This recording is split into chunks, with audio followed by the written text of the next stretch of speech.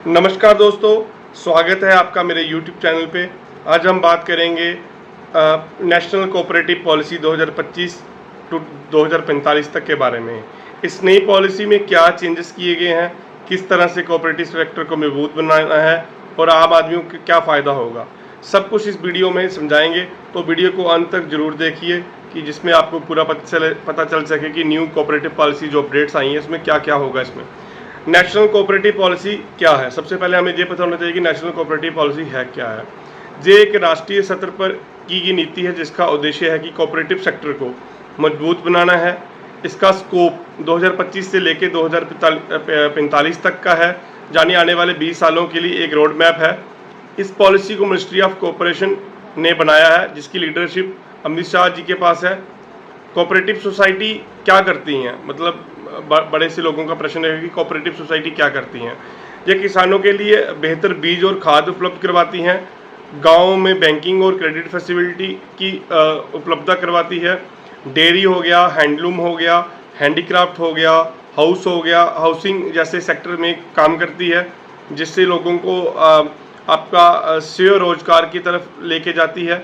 इस पॉलिसी का मुख्य लक्ष्य ये रहता है कि जैसे आपको कोई बिजनेस करना है तो ईज ऑफ डूइंग जो बिजनेस इन कोऑपरेटिव सेक्टर वो आसान हो जाए, डिजिटलाइजेशन ऑफ कोऑपरेटिव हो जाए, ट्रांसपेरेंसी और अकाउंटेबिलिटी इसमें बढ़ाना है, वुमेन और यूथ पार्टिसिपेशन को बढ़ाना है, और एग्री और नॉन एग्रीकल्चर कोऑपरेटिव दोनों को सपोर्ट देना है इस न्यू पॉलिसी में।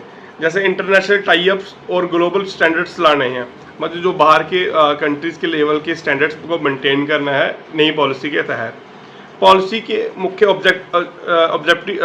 ऑब्जेक्टिव्स क्या हैं। सबसे बड़ी ऑब्जेक्टिव है one nation one cooperative platform है।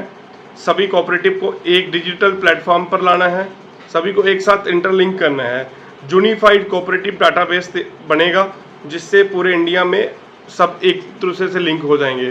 कोऑपरेटिव ट्रेनिंग और एजुकेशन, समय समय पर जो लेटेस्ट चीज़ें आती हैं वो भी सिखानी है। नई ट्रेनिंग जो अकेडमीज खोली जाएंगी, प्रोफेशनल ट्रेनिंग्स होंगी, ऑडिटिंग और गवर्नमेंट पर इस पर जो मेन फोकस है कि कोऑपरेटिव को बढ़ावा जरूरी है। फिर उसके बाद आता है financial support and credit research, ये भी बहुत इंपॉर्टेंट है। कोऑपरेटिव को लो इंटरेस्ट लोन्स, जैसे कोई एंटरप्रेन्योरशिप है जहाँ नया काम शुरू करता है तो उसके लिए low interest loan, new financing schemes लाई जाएंगी इस न्यू पॉलिसी में।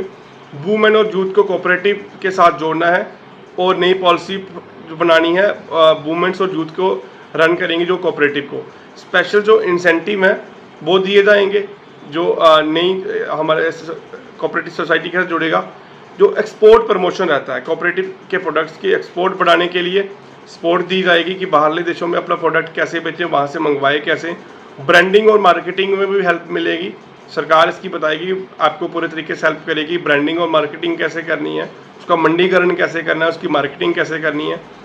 आम आदमी को क्या फ़ायदा है, अब इसमें लोगों का ये भी प्रश्न है कि किसान बेहतर इनपुट, मार्केट और प्रॉफिट, महिला अपने ग्रुप्स बनाकर फाइनेंशियल इंडिपेंडेंस रेडी कर सकती हैं, युवा अपना स्टार्टअप को कोऑपरेटिव फॉर्म में लॉन्च कर सकते हैं, ग्रामीण क्षेत्र में रोजगार के नए अवसर प्रदान होंगे। देन कंज्यूमर सस्ता और अच्छा माल कोऑपरेटिव स्टोर से खरीद सकते हैं, सबके लिए इसमें बेनिफिट है।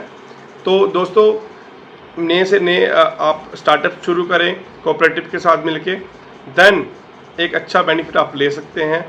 ज़रूर अपने में एक स्किल को इम्प्रूव करें, एक अच्छी स्किल करें। दोस्तों नेशनल कोऑपरेटिव पॉलिसी 2025-2045 एक लंबी अवधि की प्लानिंग है जिसका उद्देश्य है कि भारत की कोऑपरेटिव मॉडल को दुनिया के बेस्ट मॉडल बनाना है।